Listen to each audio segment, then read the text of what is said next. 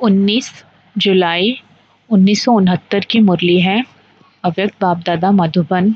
Zero और hero बनो। आज किस लिए बुलाया है? बल भरने लिए। बल भरने के लिए बुलाया है तो किस बात की निर्बलता समझती हो? विशेष किस बात में बल भरना है? सर्विस में भी बल किससे भरेगा? वह तो अपने में कितना बल भरा है वह सिर्फ देखना है।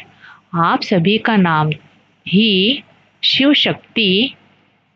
आप सभी का नाम ही है शिव शक्ति। तो शक्तियों में शक्ति तो है ही, वह शक्ति स्वरूप बन रही हो। बाप दादा तो आए ही है देखने के कौन सा जेवर बाप दादा की सृष्टि के श्रृंगार करने लिए तैयार हुए हैं। अभी जेवर तो तैयार हो गए, लेकिन तैयार होने वाला क्या होता है? पॉलिश। अभी सिर्फ पॉलिश होनी है। मुख्य बात जिसकी पॉलिश होनी है वह यही है, सभी को ज़्यादा से ज़्यादा अव्यक्त स्थिति में रहने का विशेष समय देना है। अव्यक्त स्थिति की पॉलिश ही बाकी रही है। आपस में बातचीत करते समय आत्मा रूप में देखो, शरीर में होते हुए भी आत्मा को देखो। यह पहला पाठ है, इसकी ही आवश्यकता है। जो भी सभी धारणाएं सुनी है उन सभी को जीवन में लाने लिए यही पहला पाठ पक्का करना पड़ेगा। यह आत्मिक दृष्टि की अवस्था प्रैक्टिकल में कम रहती है। सर्विस की सफलता ज़्यादा निकले उसका भी मुख्य साधन यह है कि आत्मा स्थिति में रह सर्विस करनी है। पहला पाठ ही पॉलिश है, इसकी ही आवश्यकता है। कब नोट किया है सारे दिन में यह आत्मिक दृष्टि स्मृति कितनी रहती है? इस स्थिति की परख अपनी सर्विस की रिजल्ट से भी देख सकते हो। यह अवस्था क्षमा है। क्षमा पर परवाने न चाहते हुए भी जाते हैं। आप सभी टीचर तो हो ही, बाकी टीचर से क्या बनने लिए भट्टी में आए हो? आप लोग बहुत सोचते हो, परंतु है बहुत सहज। अपने समान बनाने लिए बुलाया है। अपने समान अर्थात जीरो बनाने।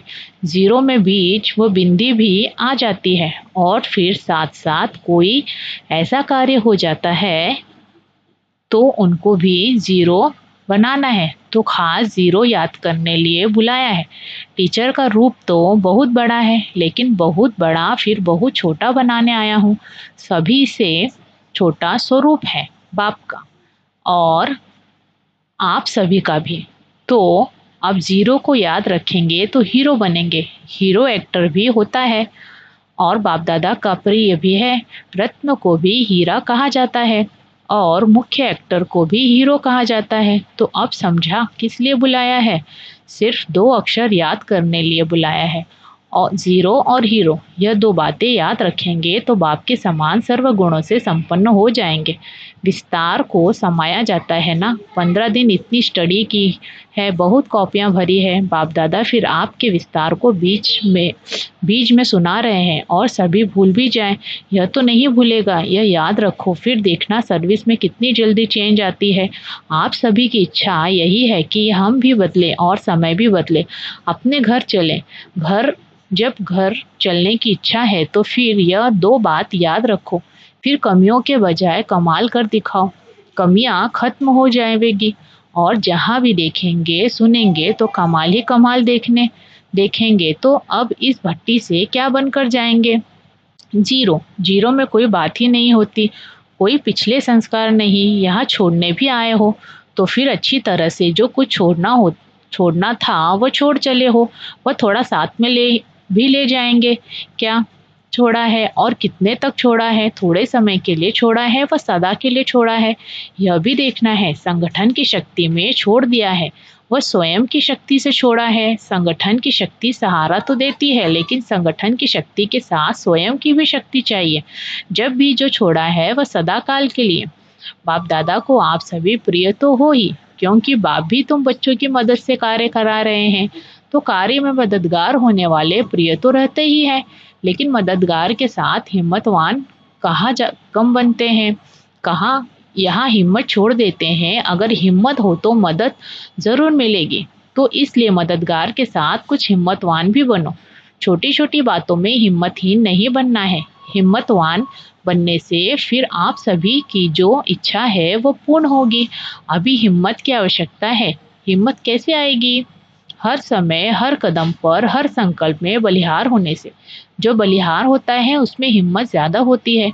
तो जितना जितना अपने को बलिहार बनाएंगे उतना ही गले के हार में नज़दीक आएंगे।